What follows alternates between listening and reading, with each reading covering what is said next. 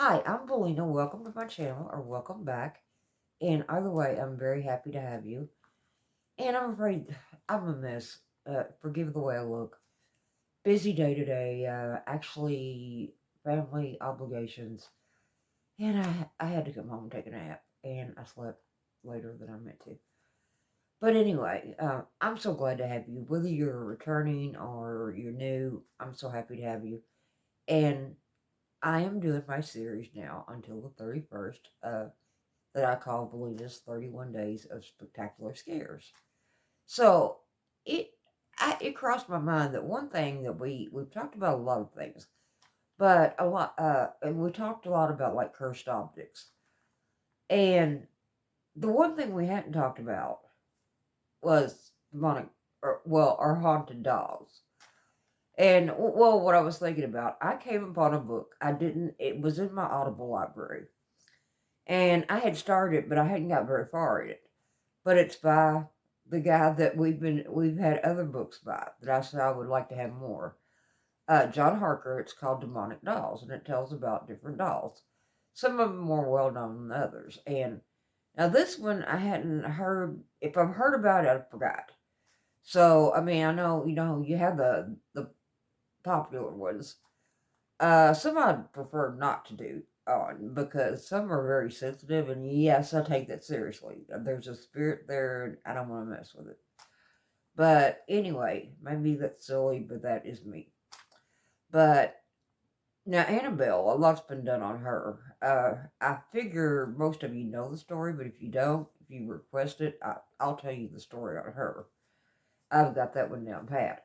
But anyway, what we're going to talk about Claire the haunted doll, and I even had trouble finding a picture. Maybe it's because I'm running behind or something, but I had trouble finding the picture, but I finally did. But I'm just going to read this so I don't tell you anything wrong. Okay. I don't like to actually read from scripts. I like to memorize, but I also want to get all the facts straight too. Okay. Let me see. Okay, yeah. About Claire. Okay, an 8-year-old girl named Jill received gifts from Miss Marion, who was a close family friend and at one time had been her Sunday school teacher. And she would bring Jill different things like stuffed animals and trinkets and things like that. But there would be one gift that she would bring her that would be more memorable than any she had yet. Uh, she brought her a porcelain doll. And actually, Jill had gotten to the point where she was a little bit more of a tomboy. She liked Transformers and Teenage Mutant Ninja Turtles, that type of thing. But still, she graciously accepted this doll from Miss Marion. And she put her in her room in a child sized rocking chair. And, well, because she was grateful for the gift, she put her there. And, uh, well, but Miss Marion had told her that the reason she was giving her to her was because that she reminded her of Jill when Jill had been younger. So, and uh, Jill, she accepted the gift and was grateful for it, but yet she was the doll was an ordinary looking doll, and like I said, I had trouble, even finding a picture. I think I said that already, but I finally did. And it will probably be on my thumbnail. But anyway, she was an average looking doll, even actually kind of pretty. And she had brown curly hair, a creamy complexion, rosy cheeks, and brown eyes. And her hands and legs, let's see, her hands and her legs, and her arms, of course, were made from porcelain, but her body was from like a soft stuffed fabric. And I don't, Jill was soon to find out that her pleasant looking outside appearance was sort of deceitful, because she now Jill had always sort of, for some reason, had a strange feeling around Claire. Like when she was in her bedroom alone and she was in the rocking chair, she felt like she was watching her. And she felt like she was watching her. And then one evening, something really strange happened. She was reading a book, and of all things, it was a ghost story.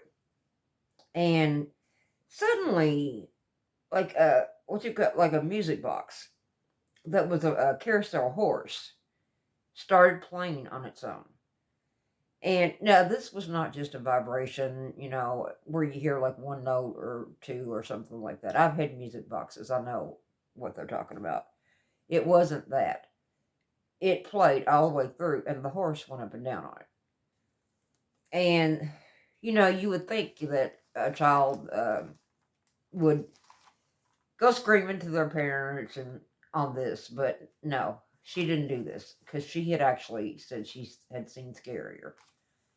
She had talked about seeing a black entity, a black hooded, I think it said black hooded entity, well, a dark formed entity around her house. And so she figured her house was haunted anyway. And she had tried to tell her parents about it. And they didn't believe her. They thought it was her imagination. So why would they believe her on this? There was no reason to. Okay, and see, after this, okay. Uh, okay, yeah, this started playing. And like I said, it played all the way through. And with the horse moving up and down. And, like I said, I'm being repetitive here, but yeah, she didn't think there was any point in telling her parents. Okay. And then there started a voice, which was heard by her and her brother both. And let me see where I am here. I'm not. Okay. The voice. Her and her brother would both hear. And it would demand Claire to wake up. And this would startle her, and she would wake up, and there would be nothing. She would see absolutely nothing. And like I said, this happened to not only Jill, but her brother as well. But I get the parents would not believe them they wouldn't believe the brother either. But it would shout for him to wake up. And finally, this activity started to cease, and would only occur from time to time. And supposedly, after she and her brother moved out, this started happening to her dad. So, don't doubt your kids. You might find out the hard way. Just saying. Okay. But there were strange things, like objects would disappear. Mainly, I think Jill's things that belonged to Jill, and then they would show up in front of Claire. And there was like a perfumey smell, and they couldn't find the source of it, and just really. But these things weren't, while creepy, they weren't really terrifying. But one night really, really scared Jill. Okay, she woke up when she heard like a thumping sound. And she woke up to this, and she looked, and she saw Claire rocking in the rocking chair, rocking back and forth in the chair she had put her in from the day she got her. And then she couldn't look away, but she said she wished she had him because it caused nightmares for a long time, possibly still does. Uh, because she actually saw her feet move. They moved from a pointed out to a pointed up position. And then the doll turned her head and looked right at Jill. And then, she did get scared at that point. And as if that weren't enough, it was like it happened on cue. All her music boxes started playing all at once. And, Claire turned her head and was staring at her. And she just continued to stare. And on this, she did scream out. And I guess the parents came in. I'm not sure. I guess the dad found out in time. But anyway, at this point, she knew she had to do something with Claire. Now, she couldn't make herself completely part with her. She was given to her, from a special friend. And she couldn't make herself part with her. So, she just, she packed her up and put her back in a storage closet. And she remained there. She remained, Claire remained there until Jill was well into adulthood. And also in later years, Jill would find out that Miss Marion had actually had experience of her own with her. Though she didn't completely associate it. It's not like she just put the haunted doll on the little girl. She cared about her. But Miss Marion had found her in the closet in her house, and she could not recall anyone buying this doll for her. She hadn't bought it for herself. But, she reminded, as she said, she had reminded her of Claire. And she thought her house was haunted anyway, as well. Both of them thought their houses were haunted, Jill and Miss Marion. So she really thought nothing of the doll, I guess. And, she gave her to Jill. But she would hear distorted voices and things like that. And sometimes it would feel like something invisible getting in bed with her. Now, it's unknown as to whether, this was the fault of the doll or if, her house was haunted and it was something else. But at any rate, she had some experiences, whether it be from the doll or not. But anyway, I want to get this right. Oh, the reason that I don't know what my phone is doing. Okay, still, I think I got a message. This phone is so busy. But anyway, what was I gonna say? Oh, the reason that Miss Marion thought that her house was haunted, she had experienced things, and she was less than a mile away from where a train accident had occurred in 1900, where 38 people had lost their lives. Okay, but anyway, in 2011, the story of this doll, and I hope I say this name right, caught the attention of, he's an author and he was a radio, he was also a radio host, Tim Weisberg, and he was doing a book. He was co-writing a book, and if I didn't put it in, he was co-writing a book with called Spooky Southeast, and I'm trying to see who he co-wrote it with. I'll put it up. I don't think I wrote that down, but he was co-writing it, and he had heard about. I don't know how he heard about it, but he had heard about this doll, and he got in touch with Jill somehow, and he said for his book, Spooky South Coast is what he would call it. Let's see, yeah,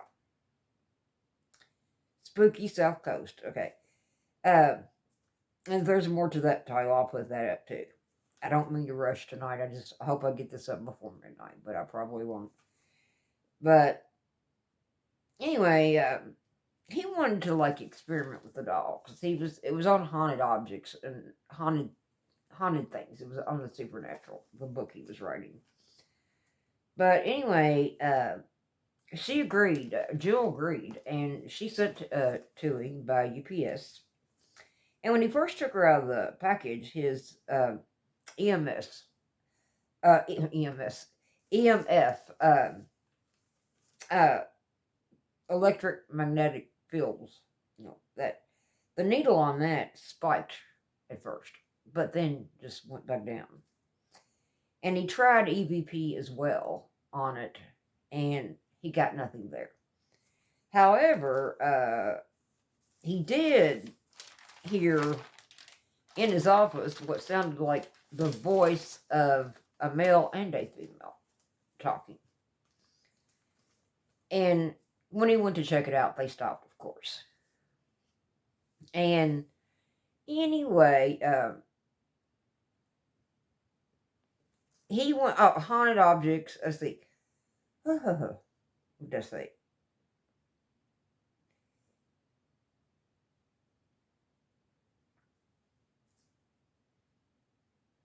Okay, he went on to do a haunted objects, stories of ghosts on your shelf. Okay, that was what he co-wrote with Christopher Balzano. I hope I say that right. Okay, he no longer packed away. Claire now lives with a friend of Jill's in a haunted Victorian in Atlanta. And the friend is actually a voodoo priest and keeps Claire in check along with the other spirits. Jill actually says she has. I think I can take these off now. And I got confused. I'm going to double check on those books because he started out with one. I don't know if he finished that or not. I'm going to find out. But anyway, Jill said she has no ill will against the doll. Even though, yes, it was frightening to her, it made her believe the way she believes today, which, she believes, she's a spiritual person, she believes, and, she knows there's more to this world than what a lot of people think. And for that, she is grateful. I'm sure she's not grateful for the terror, but she feels like she did learn from her. So, I guess as far as I know, and I'm going to double check that other book, and I'm sorry to be in a hurry tonight. I'm so sorry. I apologize. I keep thinking I'll get ahead, and like I said, I've had obligations, and, um, just, it's not just doing this. I really enjoy doing this, and I love bringing the stories. I don't get a lot of views, but I'll tell you what, if you enjoyed this, please give me a thumbs up. Comment maybe you've heard more about this doll. It was a new one on me. If I'd ever heard about it, I don't remember it. But anyway, and if you would subscribe, I would appreciate it so much. I'll be going on with this series until the 31st, till Halloween. And then I'll go back to regular content. And I already have some interesting things in mind for that. And I don't really have a niche or a niche or however you say it. This is just my life. That's what I can tell you. I know they tell you to, but there are certain things I lean toward more than others. I'm not a paranormal channel. I just did this, for Halloween. I thought it would be fun. And I was inspired by Haley Reese. I really enjoy her. If you haven't caught her, a lot of you probably know her. She's got over 1 million subscribers now. And also her another one to check out is her boyfriend, Tyler Medeiros TV. He has some really interesting stories. And he's also dealt with supernatural too. And I know one EVP he did, really creeped me out. But he's really good. But anyway, while I do enjoy watching paranormal channels, I don't want to become one. I don't feel like I have that. I have had some experiences on my own. I'm debating. I may talk about that. I'm debating. I mean, if Haley can talk about hers, but Haley has a lot of followers. You know, I like to repress things. I don't always say what what I think. That is true. When I had the psychic reading done, but I'll consider it. Let me know if you'd like to hear my stories. I don't have that much. I mean, Haley has a lot, but I think while I might be empathic, I think Haley may be even more gifted, and I think she's more open to things. I let it scare me. I honestly do. Yeah, I'll admit it.